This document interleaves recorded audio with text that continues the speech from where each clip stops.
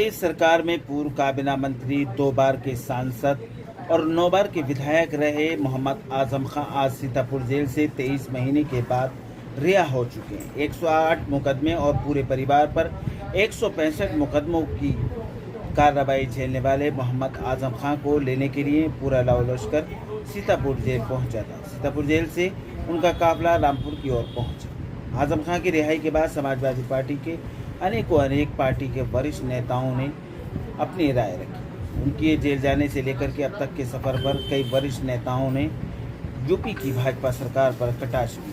शहर विधायक और पूर्व काबीना मंत्री नवाब इकबाल महमूद आज मीडिया से मुखातिब हुए और आजम खां पर हुए अत्याचार को लेकर कहीं न कहीं उन्होंने भी गुस्से का इजहार किया। आइए सुनते हैं नवाब इकबाल महमूद की ज़बान।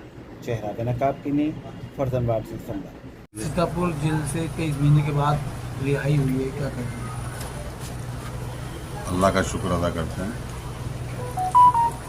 आज उनकी रिहाई हुई है। फिर देश के सारे समाजवादियों के चेहरे पर खुशियां हैं, विशेषकर हमारे नेता आदरणीय अखिलेश यादव जी भी बेपनाह खुश हैं। इंसाफ मिला है, उम्मीद है कि मिलता रहे। अखिलेश यादव का कहना है कि मुख्यमंत्री योगी आदित्यनाथ ने अपने ऊपर लगे सारे मुकदमों को और डिप्टी पर लगे मुकदमों को वापस ले लिया। वहीं सरकार आएगी तो हम भी आजम खान साहब पर जो मुकदमे लगे हैं वो वापस लेंगे। ये उन्होंने कहा तो ऐसा ही होगा। सरकार आने पे तो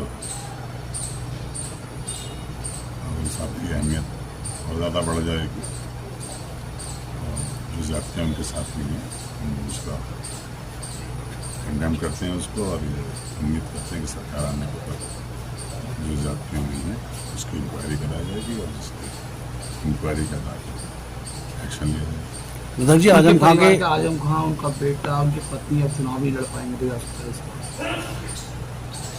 देखिए अब ये तो कानूनी अड़चन है, जब तक अड़चन ये रहेगी तब तक तो रहेगी, उसके बाद भी थोड़ी देर आपको खड़ा होने से होना।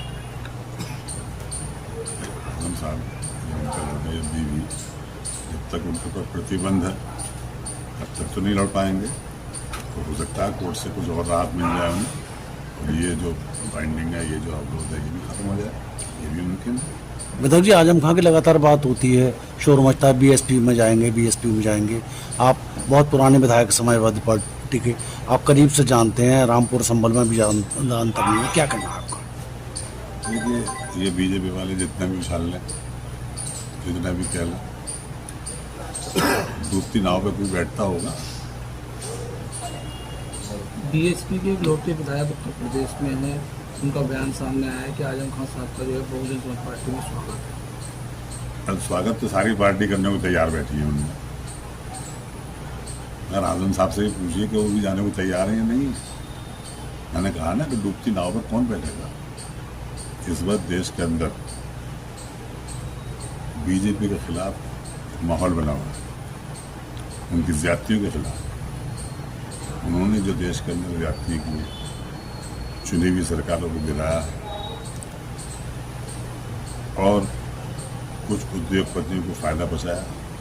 जनता में जो उनके नौजवान हैं, बच्चे हैं, बगैर नौकरी के फिर रहे हैं, जो इंडस्ट्रीज चला रहे हैं छोटी मोटी, उनके काम हम सब ठप पड़े हैं। बीजेपी फेल हो चुकी है। तो बीजेपी ने ये सोचा होगा कि आजम खां के आने से समाजवादी पार्टी और मजबूत होगी, इसलिए इस तरह का रुपये उड़ाओ ये किया जा रहा है। आजम खां एक समझदार आदमी है, पुराने आदमी हैं, समाजवादी पार्टी के फाउंडर मेंबर हैं, उन पर अकल नहीं है। विधायक जी कान नहीं सोचेंगे। एक बार पहले मुलायम सिंह यादव के समय में भी पार्टी को छोड़ चुके हैं। नहीं, पार्टी को नहीं कर। विधायक जी कानपुर में नाराजगी रही, पार्टी छोड़ी नहीं, नाराजगी रही। विधायक जी कानपुर में आई लव मोहम्मद के एक बैनर के बाद एक विवाद पैदा हुआ। यहाँ पर हिंसक घटनाएं हुई काशीपुर में, उत्तराखंड में, और अभी विवाद महाराष्ट्र नागपुर तक पहुँच गया है। क्या है पूरा मामला, क्या समझते हैं? कह रहा हूँ ना आपसे कि बीजेपी एक नफरत का माहौल पैदा कर रही है पूरे देश के अंदर। और मैं आज भी गारंटी के साथ कह सकता हूँ कि देश के 80% लोग सेकुलर है, वो इन चीज़ों को अच्छा नहीं समझते, मगर बीजेपी के लोग अपने जो उनके संगठन है वो इसमें ज़्यादा एक्टिव हो रहे हैं इनके निर्देशानुसार, मगर इसका कोई जनता पर असर नहीं पड़ेगा। अब देखिए इसका जो है मामला 2027 में जब चुनाव होंगे यूपी के तब रिजल्ट आ जाएगा, उसके बाद 2029 में जो चुनाव होंगे पार्लियामेंट में उसका नजर आ जाएगा। बताइए बार को इसमें एक पाकिस्तानी क्रिकेटर ने बैट को बंदूक की तरह बना कर दिखाया था। जो चीज़ गलत है वो गलत है, चाहे वो कोई भी करे, दुनिया की कोई भी टीम करे, जो गलत है वो गलत है। क्रिकेट के भी अपने एक नियम है और उस नियम के आधार पर जो एक्शन हो वो लिया जाए।